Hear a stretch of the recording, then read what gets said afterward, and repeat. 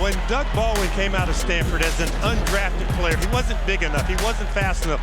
But what he has a unique one-step quickness. If I could relate it to a basketball player, it would be Allen Iverson and his crossover move. My coaches won't like hearing this, but I'm a basketball player. I figured you were. I figured you were. Basketball is my first love. My absolute favorite of all time is Allen Iverson. Okay, well, it's Allen Iverson. Allen Iverson was one of those guys who just, he could manipulate his body into making you think he was going one way and actually going the other way.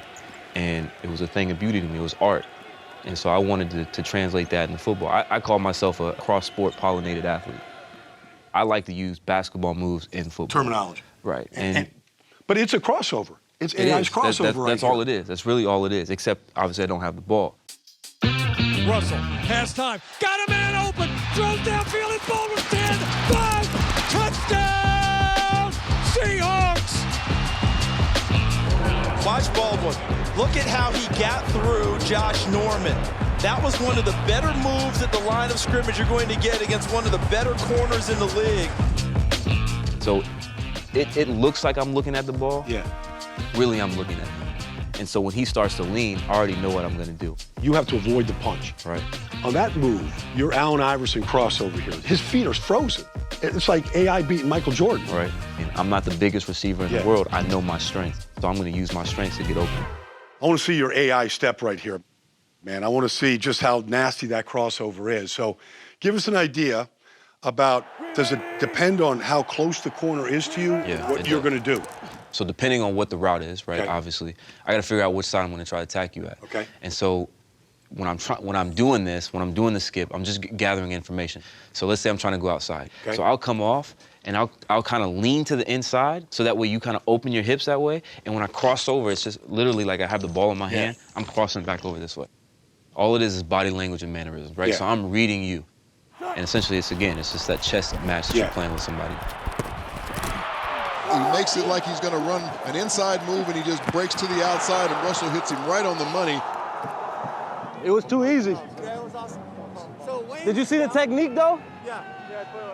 He was outside, so I just stuck him inside and then left. Are you always going opposite? Not always. Okay. Yeah, so sometimes there's a play against the Colts where I went the same side and then went outside. You've got the great Doug Baldwin. Look at that move on Vontae Davis. Round 1 to Baldwin. And sometimes it's even best that they do open up to that way. So if let's say I'm trying to go inside, and I'll go inside sometimes, and I'll keep them there because they know that the crossover might be coming. Right. And so I'll give like I'm going to crossover and then go back. Then you really get the separation. Right. Champ Bailey that time against Doug Baldwin, he made a nice stutter step at the line of scrimmage, went up the sideline on a wheel route, and Russell put great air on the football. You don't know what you're going to do until he reacts. Right. Well, for the most part. Okay. I will come to the line of scrimmage with a toolbox in mind of what I'm going to use, right? So, with Patrick Peterson, it's something that I've already brought to the table that I know in this situation, I'm going to use this, I'm going to use this, or I'm going to use this. And every year I go back, so I put them in this portfolio. Yep. So I have a 2016, 2017, I'll have a 2018, right?